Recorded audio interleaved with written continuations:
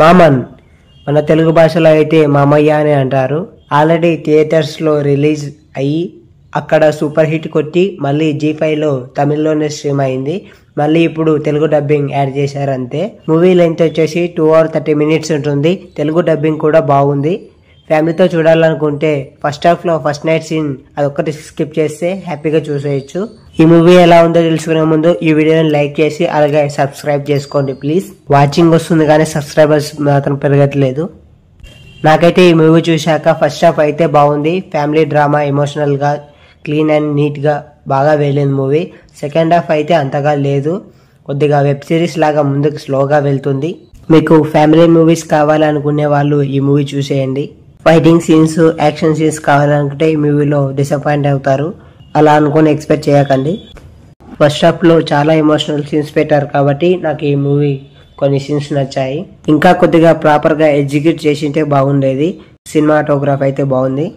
Songs అయితే మనకు అసలు అర్థం కావు.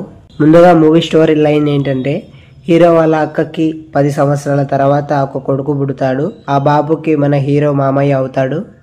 ఆ తర్వాత అప్పుడే పరిచయమైన డాక్టర్ అలియాస్ ఐశ్వర్య లక్ష్మి గారితో మన హీరోకి కూడా కొన్ని సంవత్సరాల తర్వాత మ్యారేజ్ అవుతుంది. మన హీరో మేనల్లుడు తన భార్య వాళ్ళ అక్క వలన కుటుంబంలో కొన్ని గొడవలు జరుగుతుంటాయి. అవి ఎలా స్టార్ట్ అయ్యాయి, ఈ ఫ్యామిలీ గొడవల వలన హీరో ఎలా సఫర్ అయ్యాడు ఈ మూవీలో చూడాలి. మన హీరో సూర్య గారు అయితే అల్లుడితో, ఇక్కడ భార్యతో, అక్కతో బలైపోయారనుకోవచ్చు. మన హీరోకి సిస్టర్ రోల్లో కూడా తమ్ముడు మూవీలో యాక్టింగ్ చేసింది. ఆమె ఈ మధ్యలో కొద్దిగా ట్రెండింగ్ కూడా అవుతుంది. ఆమె పర్ఫార్మెన్స్ కూడా బాగుంది. ఫ్యామిలీ ఎమోషనల్ సీన్స్ కావాలంటే ఈ మూవీలో చూడొచ్చు. స్టోరీ అయితే పెద్దగా ఏముండదు. కొన్ని సీన్స్లో మన హీరో కూడా ఎందుకు ఇలా చేస్తున్నాడు అని అనిపిస్తుంది.